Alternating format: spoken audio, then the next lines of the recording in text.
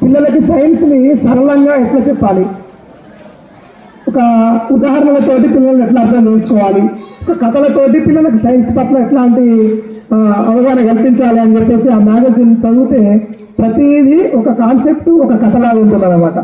ఒక concept science లాగా చెప్తే అర్థం కాదు, ఒక కథలాగా చెప్తే అర్థమవుతుంది. అట్లా పిల్లలని సైన్స్ పట్ల పూర్తి స్థాయిలో మంచిగా పరిజ్ఞానం చేయడానికి, విజ్ఞానవంతులు చేయడానికి ఆ చెక్కుముకి మ్యాగజైన్ ఉంది. ఆ మ్యాగజైన్ తరఫున ప్రతి ఏడాది సైన్స్ డే సందర్భంగా మండల స్థాయి, స్కూల్ స్థాయి, మండల స్థాయి, జిల్లా స్థాయి, అలాగే రాష్ట్ర స్థాయిలో నిర్వహిస్తూ దాదాపు చాలా మంది ఇప్పటికీ చాలా సంవత్సరాల పాటు ఇది నిర్వహిస్తున్నారు. అది అందరికీ, విద్యార్థులందరికీ తెలిసిన విషయం.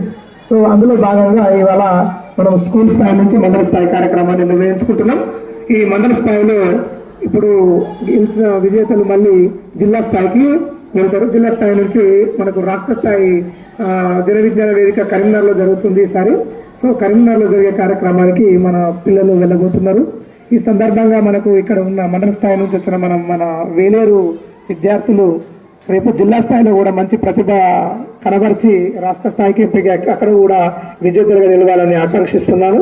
ఇప్పుడు ఈ కార్యక్రమాన్ని ఉద్దేశించి మన ముఖ్య అతిథి ఎంఈఓ గారు మాట్లాడడానికి ముందు మన